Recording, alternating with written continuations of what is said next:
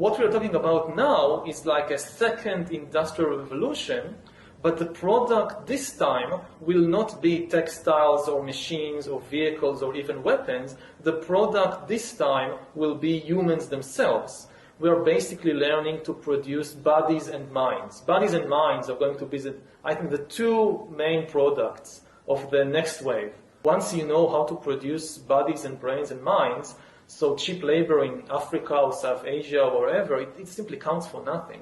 Again, I think that the biggest question maybe in economics and politics of the coming decades will be what to do with all these useless people. I don't think we have an economic model for that.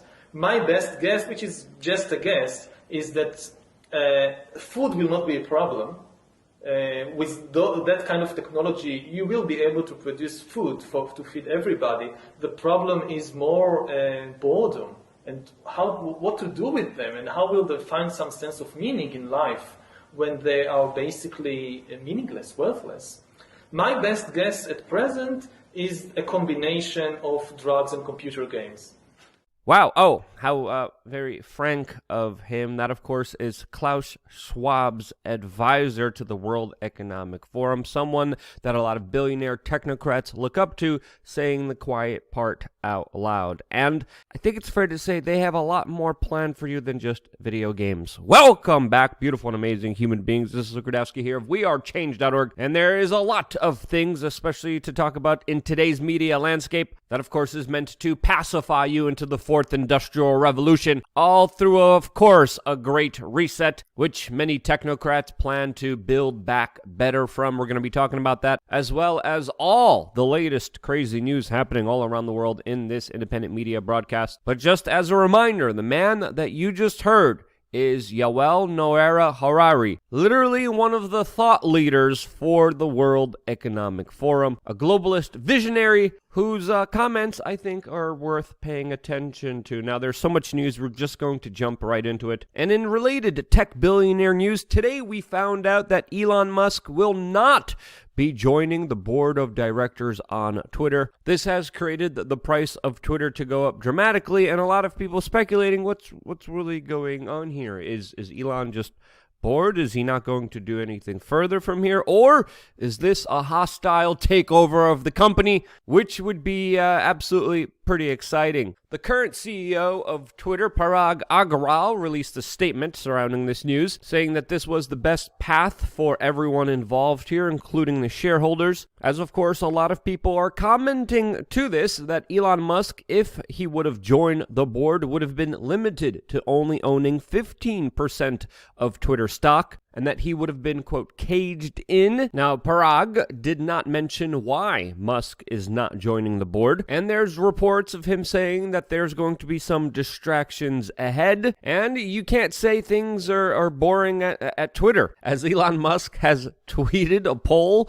asking people if they want to get rid of the W in Twitter, has talked about implementing payments on Twitter in Dogecoin, and even floated the idea of using Twitter HQ in San Francisco as a homeless shelter, since of course people are predominantly working from home. And whether it's a troll or whether it's serious or whether it's just confusion, whatever it is, we still have to remember here that a lot of people are putting their hopes into Elon Musk and Twitter, since of course the platform routinely censors people for political purposes, and what looks like the benefit of many corporate interests, as just moments ago, Julia Broderick, a major accuser of Bill Clinton, was just suspended from the platform, making a post about a forced medical procedure that, of course, a lot of people were extorted recently to take. Miss Broderick criticized that. For that, she had her speech taken away. This, as we're finding out today, that the mayor of New York City, who took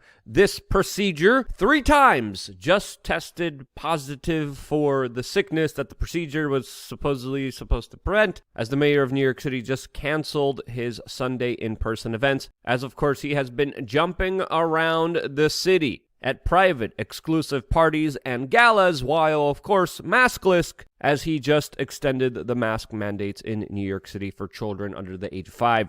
All of this as there's some reports that he knew he was exposed to the sickness and just continued to go to parties and festivals, as of course the once promised man of the people is now in reality a self-centered gala party celebritard worshiper who is loving his life of fame and luxury while his constituents suffer more than they ever have before. New York City, not a pleasant place to be in right now because of, the government controlling every aspect of your life, massive crime, somewhere that I moved out to of course be here in wonderful, amazing, beautiful Florida, that I absolutely do not regret moving to. Another place you really don't want to be in is China, where we are getting an incredible amount of crazy videos coming from, specifically in Shanghai.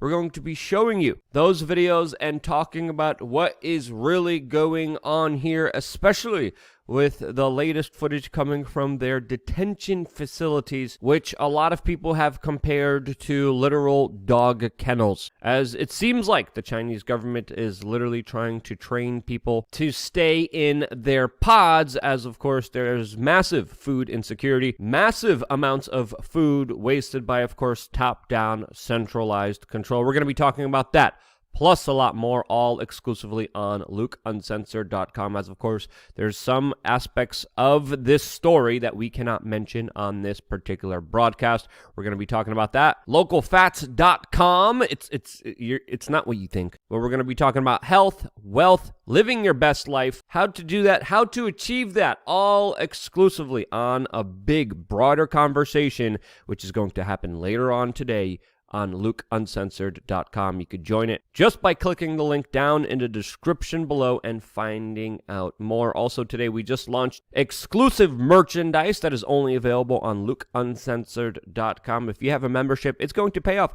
just for the t-shirts that you could buy at a reduced cost with exclusive designs only available to people who sign up. We just launched 2 new t-shirts, one for the general public, one only for members. One I believe is $25, one is $15. You save $10, all just by joining our membership private area, which sustains independent media, gives you 3 masterclasses and exclusive conversations and videos almost every single day. Click right now in the description and sign up right now, and I will see you there later on today. Now, I think it's fair to say that a lot of the normies, the Kyles and Karens, are starting to realize that the Biden administration is just an absolute, complete failure. Now, that, of course, is the public PR perspective of it. I wouldn't say it's a failure. I would say it's a success for a lot of other individuals, especially the billionaires, the technocrats, the Klaus Schwabs, the World Economic Forum. People are useless, meaningless, people that need to be pacified by video games and drugs. People like Yuval here, who, of course, a part of the corporate billionaire banking class, are doing better than ever.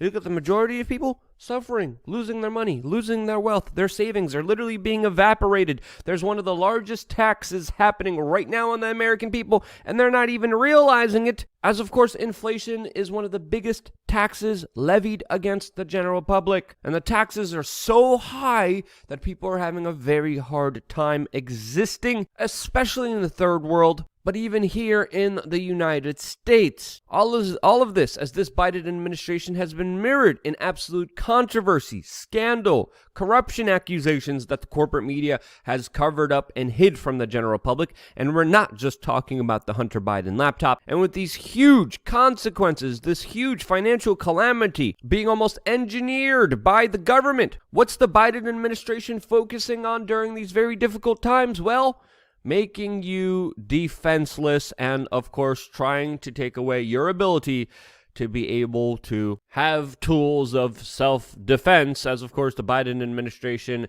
is soon going to be announcing new restrictions on, of course, the Second Amendment. Now, a lot of this is being done in disguise of protecting and helping the general public, as, of course, here in the United States, the places, the cities, the states with some of the strictest laws against the Second Amendment are dealing with the most amount of crime. We do have to understand, on the backdrop of everything that happened within the last 2 years, a lot of people aren't buying this. The government doesn't care about your health and safety. If they did, they would talk about being healthy and exercise. They would actually do something against highly processed GMO, vegetable, and seed oil produced foods. They would help provide you insulin shots rather than rushed experimental unknown procedures that we don't know the long-term consequences of. They would prioritize your well-being over, of course, the corporate profits of their friends, but they haven't. So if the Biden administration is not really looking out for your health and safety, what are they doing? Well, I think it's very fair to say that these extensive, bewildering, nonsensical policies that they are implementing against the Second Amendment of the United States is purely about trying to control the general public. This is not about your safety. This is about you being controlled by this administration, by this government, and they do not want you to have the ability to be able to defend yourself. The United States doesn't care about gun safety. They're the number one arms exporter on the world stage by any measure. The United States is responsible for 37% of all exports of major conventional weapons worldwide. And as we know from the receipts, especially from the Obama administration's Fast and Furious, which Joe Biden was vice president for, we know that a lot of these weapons usually end up in some of the worst criminals' hands, all with, of course, severe consequences. This, as the United States is still helping conducting a war on Yemen, creating one of the worst humanitarian crises in the world, with millions of innocent human beings and children starving because of a defunct, insane geopolitical foreign policy that is placating Saudi Arabia and their Sunni Wahhabist Al-Qaeda allies inside of Yemen. The United States right now is taking your tax dollars and literally helping starve hundreds of thousands of children, all to help Al-Qaeda and other Sunni Wahhabist inside of Yemen. That's not a joke. That's not a stretch of the imagination. This is literally even admitted by the Associated Press. Mainline corporate media even agrees with this statement. And this is the same administration saying, hey, while we do all this, you can't defend yourself. We're going to put more restrictions, more controls on you having the ability to protect yourself and your family. And of course, the corporate media like MSNBC is painting this as he's going to get tough on buzzwords that of course are absolutely just meaningless. A firearm is just like any other tool out there, just like a fork. It could be used to shovel GMO, vegetable, and seed oil processed goods into your mouth hole and kill you and hurt you, or it could be used for highly nutritious organ meat that, of course, Bill Gates is deathly afraid of you eating. It can make you healthy or it can make you fat. The choice is yours, but to limit the tools has nothing to do about safety, has nothing to do about security, and has everything to do with top-down centralized control of your existence on this planet. There's a lot of things that, if there even was an ideal, productive government that cared about human beings, that they could be doing initiatives and efforts that help people become healthy, self-reliant, independent, but they don't. They do almost the exact opposite of that, as of course we're facing some very serious problems and consequences coming our way very soon. Those problems and consequences are not just a result of the geopolitical conflict happening within Europe, but of course that is making the situation worse as well, as the United States also has been dumping a lot of firearms and weapons inside of Ukraine, just like they did in Syria. And we all have seen how that worked out at the end of the day. And with tensions heating up inside of Europe, we can only expect the situation to get worse on the world stage when it comes to a lot of the financial, food, and global supply chain issues, which are only being exacerbated by these current state of affairs inside of Ukraine. This, as we're finding out today, that Finland is set to become a member of NATO as early as this summer, which of course would be another very significant escalation against Russia, as of course Finland borders Russia. And with Finland no longer becoming neutral and joining the NATO alliance, which Vladimir Putin believes wants to invade and take over Russia, right on Russia's border, significantly most likely will be met by a lot of resistance by the Russians. And whether it's cyber war, hot war, physical war, we have to understand that there are Russian officials that are coming out and saying that Finland faces the destruction of their country if they do this. There have been very significant threats made by Russia against Finland. Russia also is in a geopolitical fight with Japan over contested island territory, which is integral and important for them to be able to have access to the Sea of Japan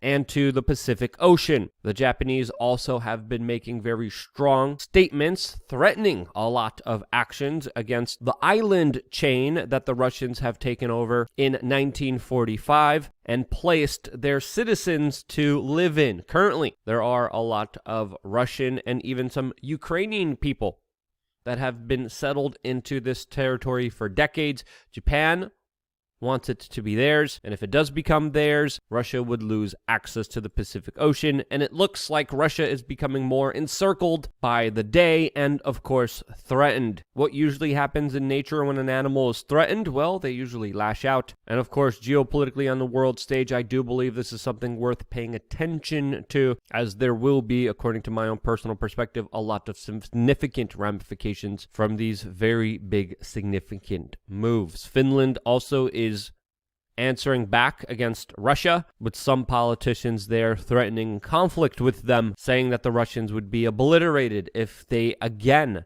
try to invade their country, as of course historically Russia does not have a lot of military success in that particular region. It also looks like China is becoming more involved, as their country just made a quote semi-secret delivery of advanced air defense systems to Serbia. Why are they doing this, with Serbia being a major ally of Russia? What's up with the secrecy? What's going on here? And I think it's very fair to say that we're seeing a clash between the East and the West as this conflict is heating up, escalating, and endangering a lot of us. But hey, the number one priority is keeping you defenseless, which is absolutely crazy. I was going to say something else, family-friendly show, but that is just my perspective, my opinion. I could be wrong, and if you think I am wrong, let me know why in the comment section below. I always appreciate your constructive criticism. I always appreciate just being able to have this conversation and you listening to me all the way up until the end of this video. Again, I'm doing another video later on today, lukeuncensored.com. I hope